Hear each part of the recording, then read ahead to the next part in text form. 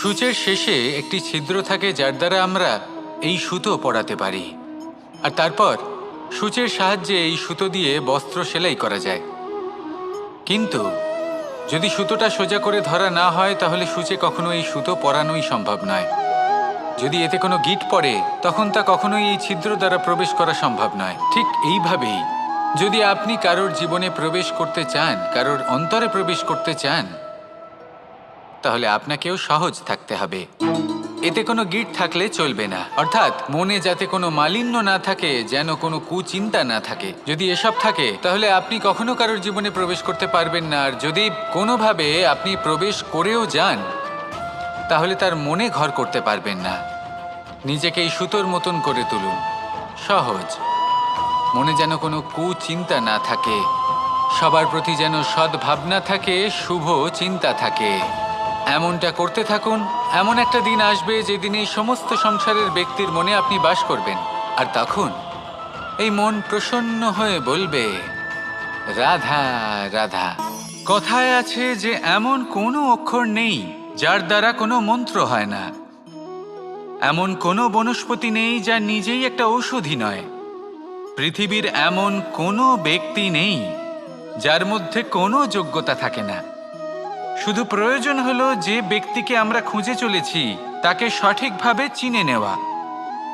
যদি তার যোগ্যতা, তার বিশেষত্ব আমরা বুঝতেই না পারি তাহলে আর লাভ কি রইল?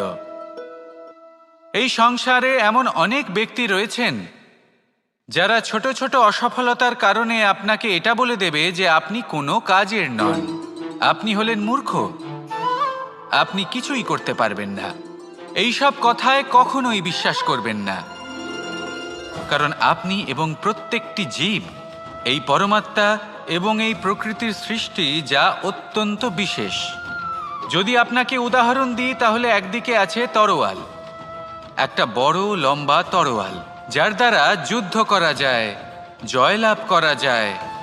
আর অন্যদিকে রয়েছে একটা ছোট্ট সূচ, কিন্তু যে কাজ একটা ছোট্ট সূচ করতে পারে তা একটা তরোয়াল দ্বারা সম্ভব নয়। এর অর্থ হলো এটাই যে প্রত্যেকটা রচনা অত্যন্ত অমূল্য এবং অত্যন্ত বিশেষ হয়।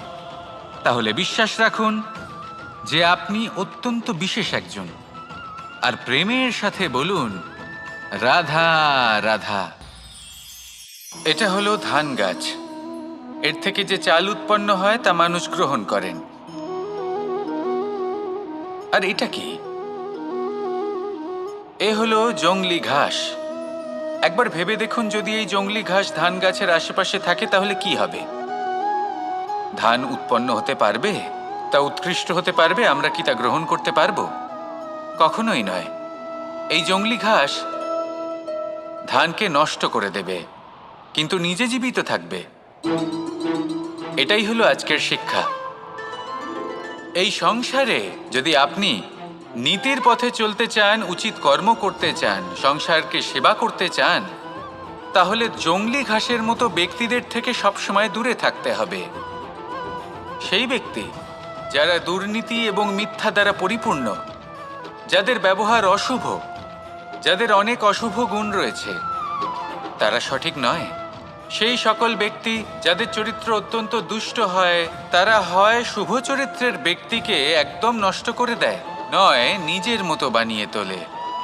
তাই যদি আপনি নীতির পথে চলতে চান, এই সংসারের জন্য শুভ কর্ম করতে চান, তাহলে সেই সঙ্গ লাভ করুন যে সঙ্গ জ্ঞানে পরিপূর্ণ, যাদের মধ্যে অনেক গুণ আছে, যাদের থেকে প্রতিদিন কিছু শিখতে পারবেন। এমন ব্যক্তির সাথে জীবন অতিবাহিত করুন।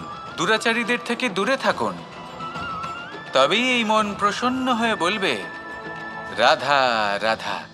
পঞ্চতত্ত্বের মধ্যে দ্বিতীয় তত্ত্ব হল ধরণী, ভূমি, যাকে আমরা ধরণী মাতা বলি।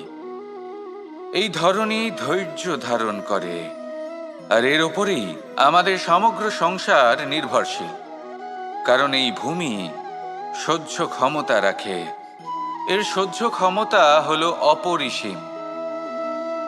সন্তান যতই আঘাত প্রদান করুক না কেন, প্রেম পূর্বক সহ্য করে, আর তার বদলে অমূল্য রত্ন প্রদান করে। সন্তান যদি হাল চালায় তাহলে তার বদলে তাকে অন্ন প্রদান করে। এটাই হলো ধরনী। এবার এর থেকে আমরা কি শিক্ষা পেতে পারি? এটাই যে কারোর জন্য কিছু করা বা কাউকে কিছু দেওয়া মনে কোনো কামনা ছাড়াই।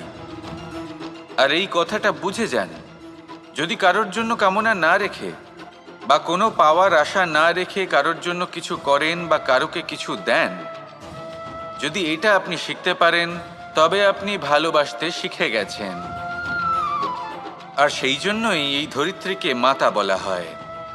কারণ মাতা শুধু উনি নন যিনি গর্ভে সন্তানকে ধারণ করেন, মাতা তো উনিও যিনি জীবন বাঁচতে শেখান, যিনি জীবন বাঁচার উদাহরণ প্রদান করেন। তাহলে ধরনীর থেকে এই নিঃস্বার্থ ভাব শিখুন, নিঃস্বার্থ ভালোবাসা শিখুন, আর এই ভালোবাসার সাথেই বলুন রাধা রাধা। এই সংসারে আমরা প্রকাশ কোথা থেকে পাই? এর উত্তর বড়ই সরল। ভোরে যখন সূর্যোদয় হয় তখন প্রকাশের কিরণ আমাদের ঘরে এসে পৌঁছয়। এইভাবেই আমরা প্রকাশ লাভ করি। এবার এই প্রকাশের আলোতেই আমরা সারাদিনের কাজ সম্পন্ন করি। সন্ধে হয়ে যায়, সূর্যাস্তও হয়ে যায়, আর আমাদের ঘর যাতে অন্ধকার না হয় তার জন্য আমরা একটা প্রদীপ প্রজ্বলিত করি। এটাই ঘটে আমাদের জীবনেও। এবার প্রবাহমান আয়ুর সাথে আমরা আমাদের অন্তরে যদি একটা প্রদীপ প্রজ্বলিত করে নিই, তাহলে বিষয়টাই অন্যরকম হবে। এবার আপনি বলবেন কোন প্রকাশের কথা বলছি যা আমাদের অন্তরে জাগ্রত করা সম্ভব? আমাদের আত্মার মাঝে প্রেমের প্রকাশ জাগ্রত করার কথা বলছি। কারণ আমাদের এই জীবন এও হলো দিনের আলোর মতো। আজ প্রকাশ আছে, কিন্তু কোনোদিন অবশ্যই অস্ত হবে।